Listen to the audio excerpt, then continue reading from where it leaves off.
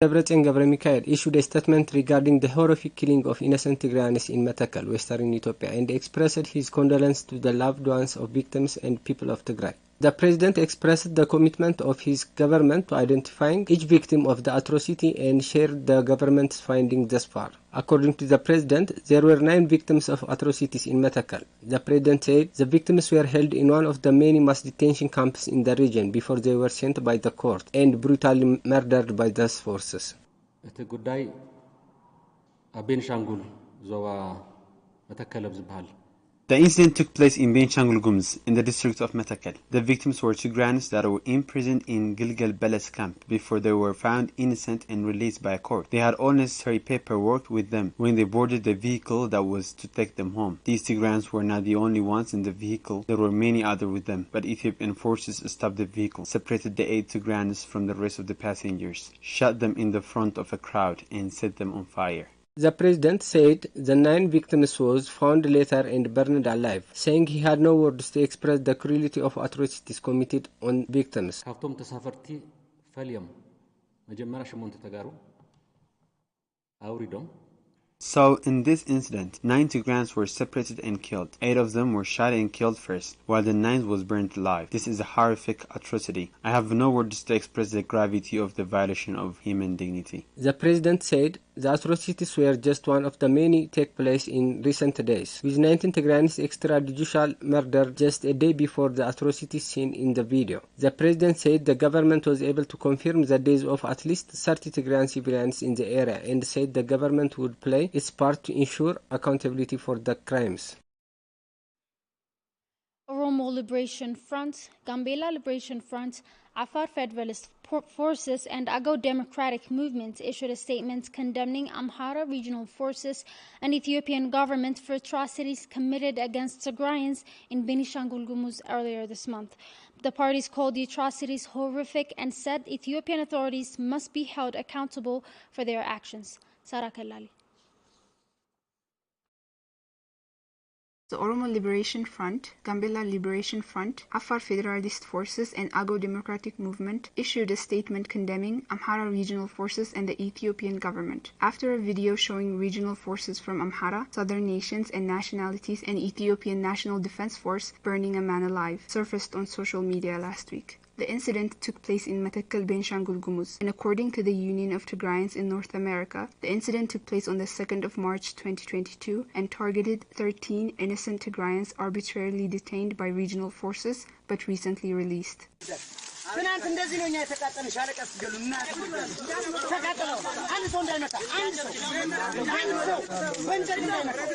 This video is just the latest of dozens to come out since the start of the conflict that shows Ethiopian forces and their allies from Eritrea committing horrific atrocities on Tigrayan civilians. One of the first was the Mahbaradego massacre, just a few kilometers from Aksum, where Ethiopian soldiers are seen killing and throwing Tigrayans off a cliff. Atrocities such as these have plagued Ethiopia since the start of the conflict in 2021. This latest video is just the latest to demonstrate the gravity of the violence committed on Tigray civilians. The Oromo Liberation Front was the first to issue a statement condemning the atrocities, calling the atrocity Stone Age savagery. The OLF demanded these killings come to an immediate halt and the need for an independent and internationally led investigation into all atrocities. In a statement on Monday, the Gambela Liberation Front strongly condemned the ethnically targeted violence and said this is just the tip of the iceberg in terms of the violence being committed on Ethiopians. Also saying extreme right-wing factions in Ethiopian politics were using social media and other factions to normalize violence against different segments of society.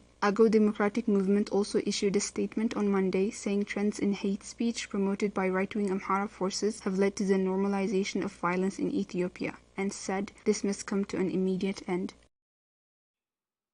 Tigrayan Health Professionals, Union of Tigrayans in North America, and Global Society of Tigray Scholars and Professionals are just some of the civic societies that came with a statement this week condemning recent atrocities in Benishangul Gumuz against civilian Tigrayans. Saron Tsaggai has the details.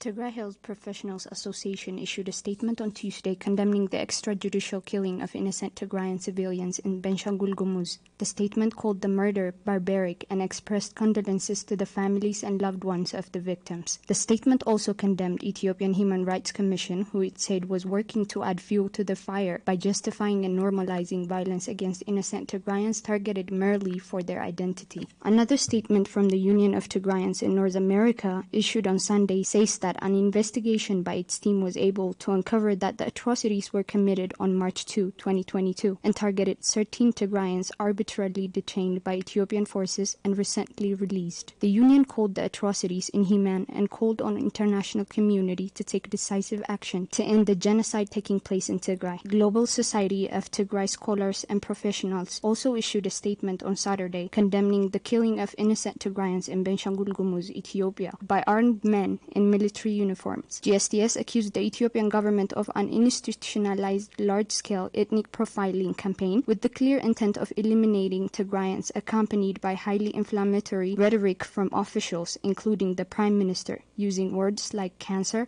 junta, invasive weeds, Satan, terrorist, and so on. GSTS stated that the barbaric burning of Tigrayans alive is a continuation of the 16-month-old state-sponsored genocidal campaign against Tigrayan civilians, and the fact that the perpetrators are members of governmental security forces demonstrates that this is yet another example of the pervasive, institutionalized violence characterizing all branches of the Ethiopian security apparatus, and the climate of impunity that allows such atrocities to continue to be recorded and freely shared by perpetrators with no attempt to disguise themselves or their acts. The statement highlighted that this attack should be understood and addressed from within the framework of the ongoing multi-pronged genocidal campaign of the Ethiopian, Amhara state and Eritrean forces, including weaponized starvation to exterminate Tigrayans by imposing brutal siege and de facto humanitarian blockade on Tigray. GSTS implored all actors to condemn this barbaric and inhuman atrocity, demand an independent investigation, and call for the UN bodies and diplomatic missions based in Addis Ababa to immediately act to make perpetrators accountable and offer alternative forms of protection,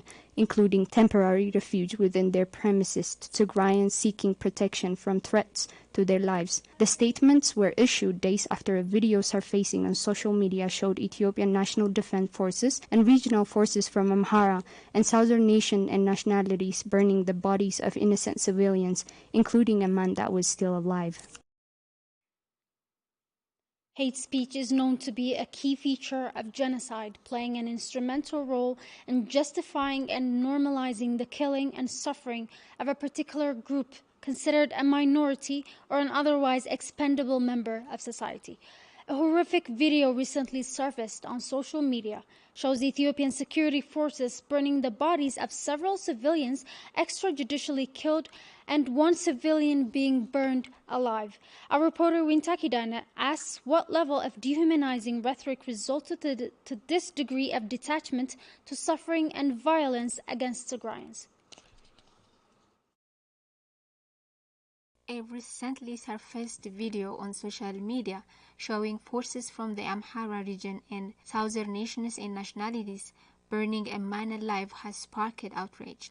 Tsagaye Nega was a Tigrayan who had been residing in Guba, Benshangul Gumuz region, southeastern Ethiopia. According to reports, Tsagaye, along with 8 Tigrayans and 2 men from Gumuz, were victims of the horrific atrocities committed by Ethiopian government security forces.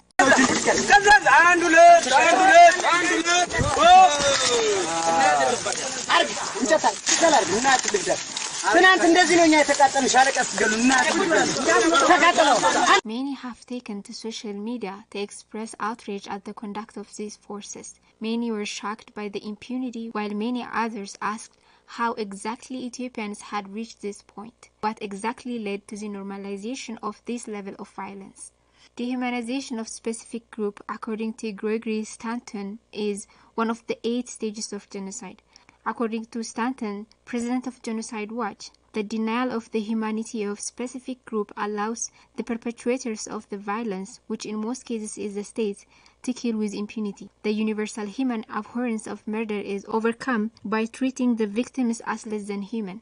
The incitement of genocide will therefore naturally require that the group targeted for genocide is equated to disease or something other than a human being. Dehumanization. It's where we begin to treat one group as somehow less than human. And the way that is often expressed is using animal language, for instance, calling people vermin or cockroaches, as they called the Tutsis in Rwanda, equating the group that is targeted as being a cancer or microbes in the system.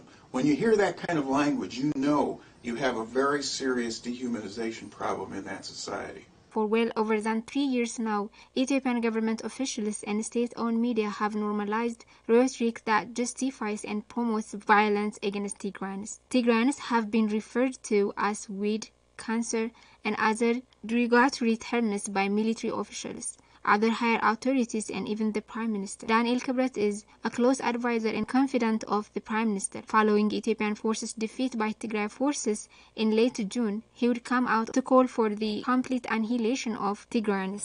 ችን ሀገር ተጣብቷት የኖረው በጣም አደገኛ በሽታ ነው። በጣም አደገኛ HIV ኤድስ በስንት ጣዕሙ፣ ኮሮና በስንት ጣዕሙ፣ ካንሰር በስንት ጣዕሙ፣ ይህ አሁን ዓለም የመጣበት በሽታ በጣም እነሱ ሁሉ ወይ በመከላከል ይድናሉ ወይ በሕክምና ይድናሉ። ወያኔ እኮ በመከላከል አይድን በሕክምና ማይድን በሁለቱም አይድን ብትሩቁት አይረቅም።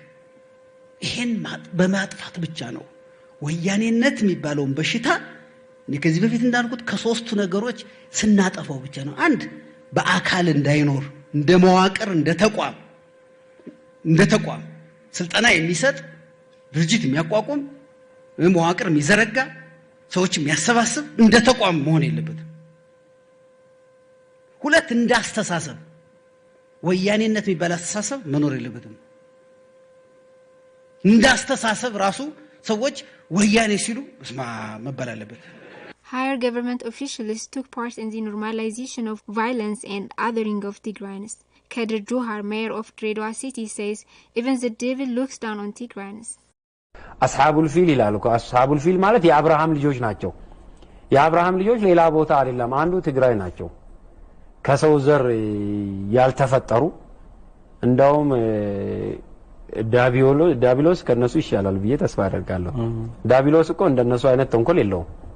በቃ ሲፈልግ ይለብጣል፣ ሲፈልግ የፈለገውን ነገር ነው እንጂ የሚያደርገው። እነሱ ቢመጣ እሱም የኔ አካል አይደሉም ብሎ ነው የሚክዳቸው። በህይወት እንኳን ኖሮ ብትጠይቃቸው ይሄንን ሊገልጹ አይችሉምና እኔ አንዳንዴ ሰው ከሞተ ሰርዶ አይቀል የሚል አመለካከት አለ። ቢያንስ ምን አለ ግባተ መሬታቸውን በሰላም በክብር ተሸኝቶ ቢሄዱትስና እኔ በዚህ ጉዳይ But government officials aren't the only ones that are known for putting dehumanizing labels on Tigrayans.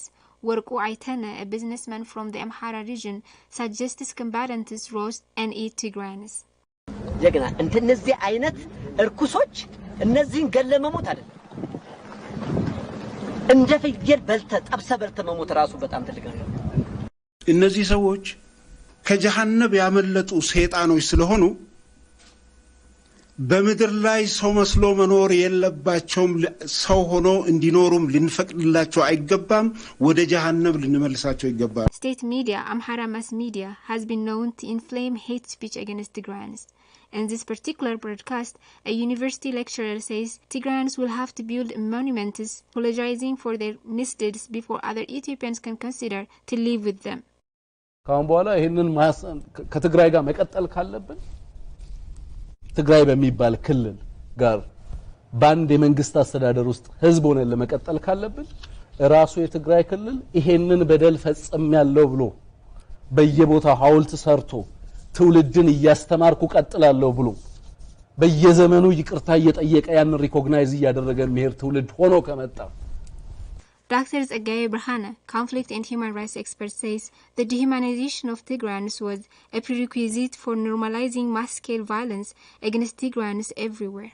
Dehumanization.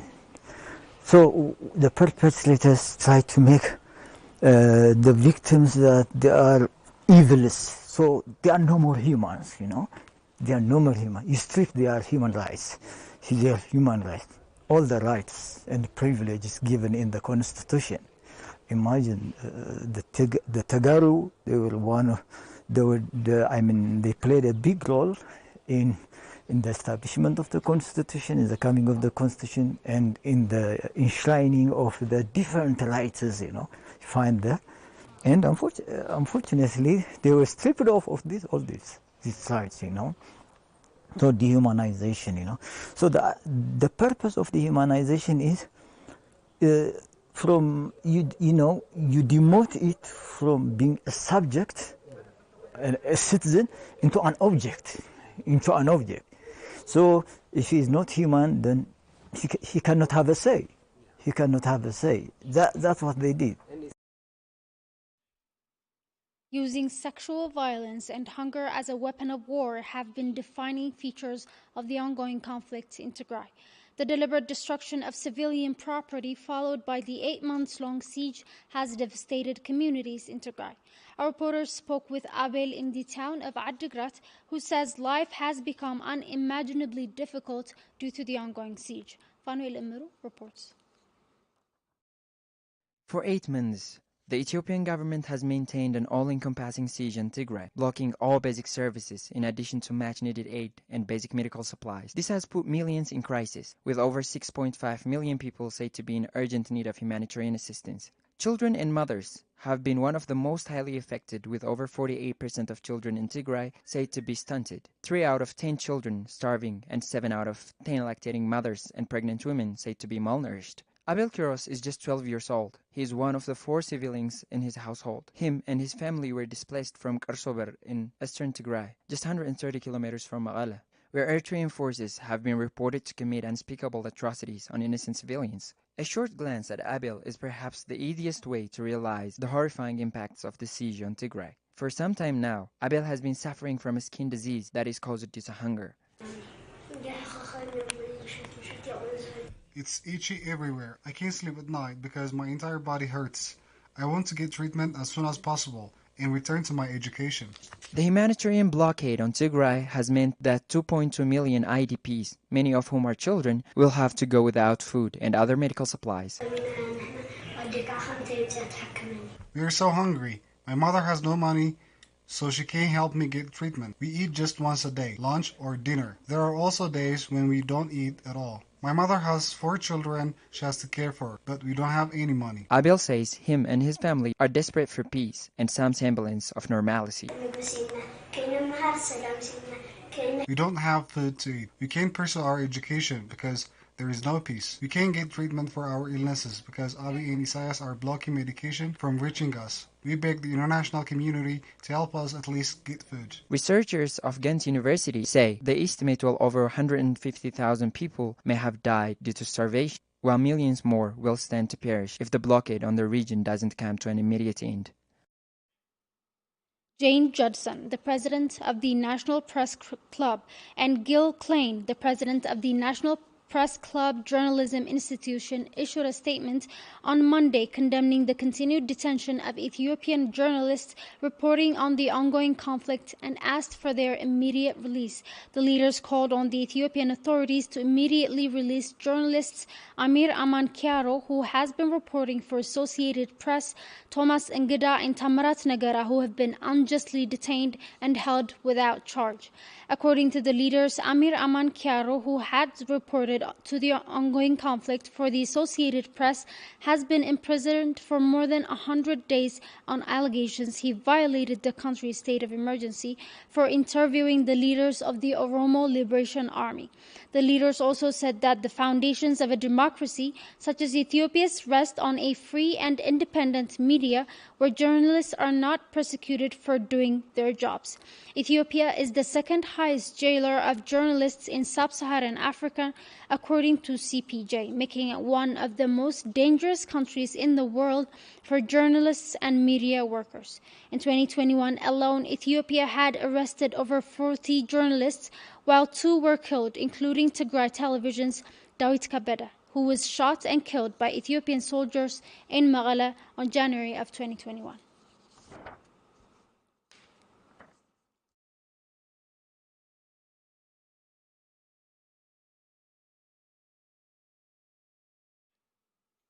Originally closed to help curb the spread of the novel coronavirus in 2020, schools in Tigray have now been closed for well over 2 years. For many children in Tigray, continuous airstrikes, a deadly siege, and disease have become the norm, while memories of classrooms continues to fade on a daily basis. Kabramul Debrahan has more on that. Originally closed to help curb the spread of the novel coronavirus in 2020, schools in Tigray have now been closed for well over 2 years. For many children in Tigray, continuous airstrikes, a deadly siege, and disease have become the norm as images of classrooms continue to fade. I'm in grade 8. I should have been in class now, but the siege has made that impossible. I can't go to school. Instead, spend my days at home, doing nothing of use. We think of nothing but war. They've made us this way. Time is just wasting away. We would have been 8th graders this year, but we haven't been able to attend school for 2 years now. Parents say children have been traumatized by the ongoing conflict and especially airstrikes that have killed hundreds since mid-October alone. Students are pondering about bombs blowing up, guns being fired instead of learning their lessons or taking on other activities. Our purpose is to be able to fend for ourselves and help our parents. We hope to be able to work and make something of ourselves. But now all we can think about is survival. Anytime they hear a sound, including vehicles, they look up at the sky worried it might be a drone or run into a hiding place. In a statement last week, the Bureau of Education had announced that over 83% of schools in Tigray were said to have been destroyed by allied Ethiopian and Eritrean forces.